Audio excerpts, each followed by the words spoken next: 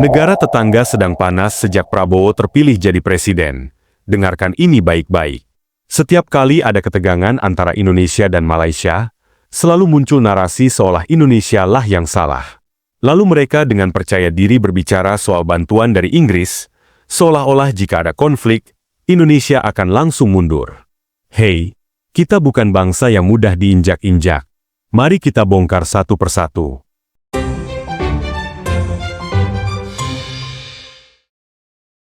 Pertama, Indonesia tidak pernah berniat berperang dengan Malaysia. Sejarah membuktikan, kita adalah bangsa yang selalu memilih diplomasi. Tapi jangan salah paham, diplomasi kita bukan karena takut, melainkan karena kita menghargai hubungan baik. Tapi jika ada yang coba menindas, itu sudah cerita lain. Lalu mereka bilang ada jutaan rakyat Indonesia di Malaysia. Katanya, jika mereka diusir, apa yang akan terjadi? Lucu sekali, seolah itu ancaman bagi Indonesia. Padahal, para pekerja migran Indonesia adalah yang membangun ekonomi Malaysia, dari sektor konstruksi, perkebunan, hingga jasa. Coba kalau mereka tidak ada, siapa yang akan bekerja? Ini fakta. Jangan sok mengancam, seolah-olah Indonesia akan hancur tanpa Malaysia. Insiden di laut Agustus 2023 membuktikan ada masalah serius di perbatasan. Nelayan Indonesia ditembak aparat Malaysia dengan alasan mereka terlibat penyelundupan. Oke, katakanlah begitu. Tapi logis enggak? Mereka nelayan yang hanya membawa parang untuk menjaga diri dari ancaman laut. Masa mereka bisa melawan aparat bersenjata laras panjang? Kalau ada yang melarikan diri, seharusnya ditembak peringatan, bukan langsung ke tubuh. Kenapa harus main hakim sendiri? Di mana keadilan? Lihat betapa angkuhnya pernyataan ini. Mereka bilang, kami tak ingin mendengar suara binatang dari negara jiran. Kalau mau kirimkan seseorang, kirim yang lebih cerdas. Begini, kalau soal kecerdasan, mari kita lihat fakta sejarah. Indonesia punya sejarah intelektual yang jauh lebih panjang dari Malaysia, sejak era Majapahit, Sriwijaya, hingga zaman modern. Indonesia melahirkan pemikir, ilmuwan, dan pemimpin kelas dunia. Jadi, sebelum merendahkan, pastikan dulu apakah kalian benar-benar lebih unggul. Lalu ada lagi propaganda yang beredar. Jika perang terjadi, Inggris akan membela Malaysia. Jangan kaget kalau kapal selam nuklir Inggris sudah ada di Selat Malaka. Kita tertawa dulu. Indonesia bukan negara yang mudah ditakut-takuti dengan nama besar negara lain. Inggris memang punya perjanjian pertahanan dengan Malaysia. Tapi mari kita lihat kenyataannya. Inggris lebih fokus pada politik dalam negerinya sendiri. Apa mereka benar-benar akan habis-habisan untuk Malaysia? Belum tentu. Dan satu hal yang harus diingat, Indonesia bukan bangsa yang bisa dijajah lagi. Kita bukan koloni yang tunduk pada negara manapun. Sejarah membuktikan, kita selalu berdiri tegak melawan segala bentuk penjajahan. Sekarang pertanyaannya, apa yang harus kita lakukan? Indonesia harus tegas. Kita bukan bangsa yang bisa dipermainkan. Pemerintah harus memastikan bahwa kasus penembakan ini diusut tuntas dan Malaysia tidak bisa bertindak seenaknya di perbatasan. Lalu, kalau ada yang meremehkan Indonesia, kita jawab dengan fakta. Ekonomi kita lebih besar, GDP kita lebih tinggi dari Malaysia. Militer kita lebih kuat, Indonesia termasuk dalam jajaran kekuatan militer terbesar di dunia. Sumber daya kita melimpah, minyak, sawit, nikel, dan lainnya. Kita tidak perlu sombong, tapi juga tidak boleh diremehkan. Jadi, untuk Malaysia yang merasa lebih hebat, hati-hati dengan kata-kata kalian. Hubungan yang baik itu sangat penting, tapi jangan sampai kelembutan kita dianggap sebagai kelemahan.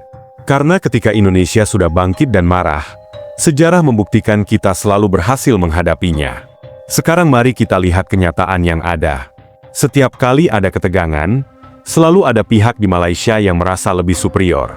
Mereka suka mengancam, menyindir, bahkan menghina. Tapi mereka lupa satu hal. Indonesia bukan bangsa yang bisa diinjak-injak. Mari kita bicara soal fakta. Ekonomi Indonesia sekarang berkembang pesat. Sementara Malaysia, ya kita tahu, ekonomi mereka juga berkembang. Tapi coba bandingkan. Indonesia memiliki sumber daya yang lebih banyak, pasar yang lebih besar, dan ekonomi yang lebih mandiri. Kalau kita mau, kita bisa saja memblokir ekspor tenaga kerja ke Malaysia. Coba bayangkan dampaknya. Berapa banyak proyek yang bakal terhambat, berapa banyak industri yang kekurangan tenaga kerja. Lalu, bicara soal kekuatan militer, mari kita lihat TNI. Indonesia bukan negara yang bisa dipandang sebelah mata. TNI sudah terbukti dalam berbagai misi internasional. Dengan modernisasi alutsista dan pengalaman tempur, kita siap menghadapi siapapun yang mencoba mengganggu kedaulatan kita.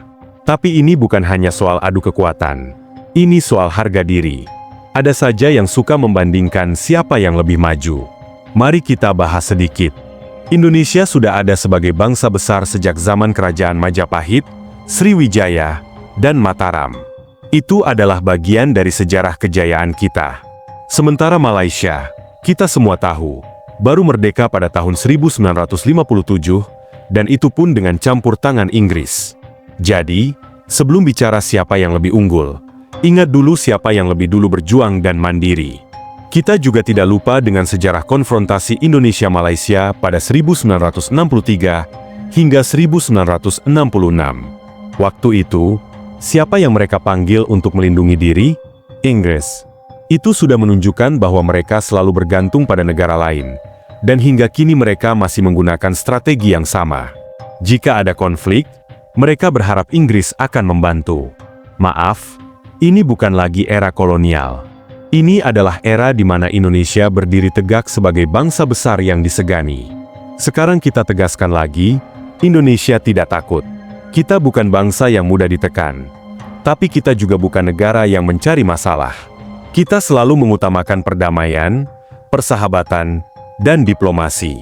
Namun, kalau ada yang merendahkan kita, mengancam rakyat kita, atau menghina negara kita, jangan salahkan kalau Indonesia akhirnya bersikap keras. Untuk Malaysia, kita punya satu pesan yang jelas. Hargai hubungan baik ini. Jangan mencari masalah, jangan merasa lebih hebat. Karena kalau kalian terus melangkah terlalu jauh, Indonesia akan membalas dan kalian pasti tahu apa akibatnya. Sekarang mari kita bicara dengan jujur. Indonesia selalu berusaha menjaga hubungan baik dengan Malaysia. Kita serumpun, banyak kesamaan budaya, bahasa, bahkan sejarah. Namun, masalahnya, selalu ada saja pihak di Malaysia yang merasa lebih hebat dan suka merendahkan Indonesia. Contohnya, setiap kali ada kasus pekerja migran Indonesia yang diperlakukan tidak adil, selalu ada alasan dari mereka. Katanya, mereka datang secara ilegal. Mereka melanggar aturan. Oke, aturan memang penting. Tapi bagaimana dengan cara mereka memperlakukan tenaga kerja Indonesia? Kekerasan, eksploitasi, bahkan ada yang berakhir tragis. Kalau memang ingin bicara soal aturan, mari kita bicara secara adil. Jangan hanya fokus pada orang Indonesia yang datang ke Malaysia, lihat juga berapa banyak orang Malaysia yang mencari rezeki di Indonesia. Dari perusahaan minyak, perkebunan, hingga properti, banyak bisnis Malaysia yang berkembang di Indonesia. Apakah Indonesia pernah mengancam mereka? Tidak sama sekali. Kita paham betul bahwa hubungan ekonomi itu harus saling menguntungkan, bukan hanya satu pihak yang merasa lebih dominan. Jadi, berhentilah dengan narasi seperti, kami lebih maju, kami lebih kaya, atau kami bisa usir pekerja Indonesia. Kenapa? Karena kenyataannya Malaysia juga membutuhkan Indonesia. Dan bagi mereka yang masih bermimpi bahwa Indonesia bisa ditakut-takuti, bangunlah. Kita bukan negara yang bisa diperlakukan seperti itu, tak terpengaruh dengan ancaman perang atau campur tangan. Mereka suka bilang, kalau ada perang, Inggris akan membantu kami. Lucu sekali. Seolah-olah Indonesia takut dengan ancaman itu. Kita tanya balik, apakah Malaysia siap menghadapi konsekuensinya? Mari kita ingat, kalau Indonesia serius, kita bisa memblokir ekspor pangan ke Malaysia. Beras kita melimpah, minyak sawit kita adalah eksportir terbesar. Kalau kita batasi ekspor, apakah Malaysia siap menghadapi kekurangan tenaga kerja? Bisa bereskan proyek tanpa pekerja Indonesia? Cobalah kalau mau, tekan balik lewat diplomasi. Indonesia punya hubungan kuat dengan negara lain, dan kita bukan negara kecil yang mudah ditekan. Jadi, bagi yang bilang Indonesia takut perang, jawabannya tegas. Indonesia tidak takut perang, tapi kita lebih memilih untuk tidak membuang waktu melawan kesombongan. Sekarang, Apa yang harus dilakukan oleh pemerintah kita? Tegas. Jangan biarkan ini terus terjadi. Kasus penembakan di perbatasan harus diusut tuntas. Ini bukan kejadian pertama, dan jika kita diam, ini akan terus berulang. Perlindungan untuk tenaga kerja kita harus lebih kuat. Jangan biarkan TKI diperlakukan seperti warga kelas 2. Diplomasi boleh, tetapi harga diri jangan ditawar. Kalau ada negara yang meremehkan kita, beri respons keras. Dan untuk rakyat Indonesia, kita harus bersatu. Jangan terpecah karena propaganda. Jangan biarkan siapapun merendahkan bangsa kita. Ingatlah satu hal, bagi siapapun yang meremehkan Indonesia, kita adalah bangsa besar, kuat, dan kalau kita bersatu, tak ada yang bisa menundukkan kita. Lihat saja, sejak Pak Prabowo resmi jadi presiden terpilih, ada pihak-pihak yang seperti cacing kepanasan setiap hari mencari celah untuk menyerang. Setiap detik mereka berusaha mencari bahan untuk menjatuhkan. Lucunya, yang paling ribut bukan rakyat biasa, tapi mereka yang dulu menikmati kekuasaan. Kenapa? Karena mereka tahu di bawah kepemimpinan Pak Prabowo, Indonesia berubah. Dulu, kita dianggap anak bawang di ASEAN. Tapi sekarang Indonesia mulai menunjukkan taringnya, tak lagi tunduk pada kepentingan asing. Mereka takut kalau Pak Prabowo berhasil membangun Indonesia yang lebih kuat, karena itu artinya mereka akan kehilangan panggung. Mereka tak siap melihat Indonesia bangkit, karena selama ini mereka nyaman dengan status quo, jadi elit yang berbisik-bisik di belakang layar untuk mengatur negara demi kepentingan pribadi mereka. Sekarang Pak Prabowo datang dengan visi besar, dan mereka mulai panik. Lihat saja, mendadak muncul banyak pakar di media sosial. Ada yang sok tahu soal ekonomi padahal dulu hanya diam saja. Ketika utang makin menumpuk, tiba-tiba mereka peduli dengan rakyat kecil. Padahal dulu mereka yang jual aset negara. Ada juga yang teriak soal demokrasi. Padahal dulu mereka bungkam suara oposisi. Lucu, kan? Dulu kemana saja? Kok sekarang mendadak jadi kritis? Jangan salah paham, kritik itu penting. Tapi kalau kritiknya penuh kebencian tanpa data, cuma asal jeplak, itu namanya bukan kritik. Itu cuma curhatan orang yang gagal move on. Mereka boleh menyerang Pak Prabowo siang malam, tapi fakta tidak bisa dibantah. Indonesia sekarang berbeda. Militer kita diperkuat, kita tak mau lagi diremehkan. Ekonomi mulai mandiri, dan kita bukan budak negara lain. Kesejahteraan rakyat jadi prioritas, bukan hanya janji kampanye. Jadi, bagi yang masih nyinyir, yang masih berharap Indonesia kembali ke era lama, lebih baik simpan saja energi kalian. Karena satu hal yang pasti, Prabowo sudah berada di kursi RI 1, dan Indonesia tidak akan mundur. Sekarang bukan waktunya drama politik yang gak jelas. Bukan saatnya saling jatuhkan. Sekarang waktunya kerja. Bagi yang masih teriak-teriak, yang masih main drama, silakan saja. Jangan harap rakyat akan ikut tersesat. Karena kami tahu di bawah kepemimpinan Prabowo, Indonesia sedang menuju kejayaan. Jangan heran kalau ada yang terus-menerus menyerang Prabowo. Mereka bukan hanya panik, tapi juga takut. Kenapa? Karena jika Indonesia menjadi kuat, mereka tidak bisa lagi memainkan permainan belakang layar. Coba kita lihat pola mereka. Saat Prabowo memperkuat pertahanan negara, mereka bilang itu pemborosan anggaran. Padahal, mereka yang dulu membiarkan alutsista kita ketinggalan zaman. Saat Prabowo mendorong ketahanan pangan, mereka bilang itu hanya utopia.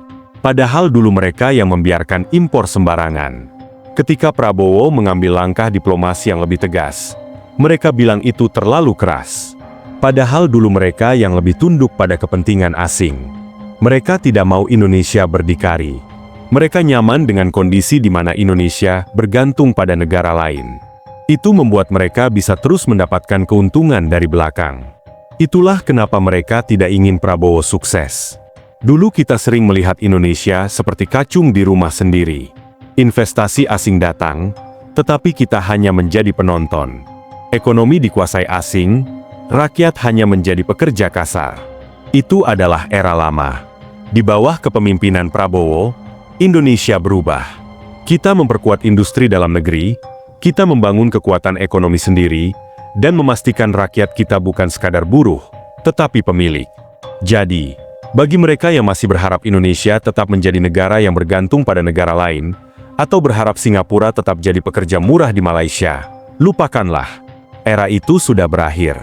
Mereka pikir rakyat masih mudah dibodohi dengan propaganda. Itu salah besar.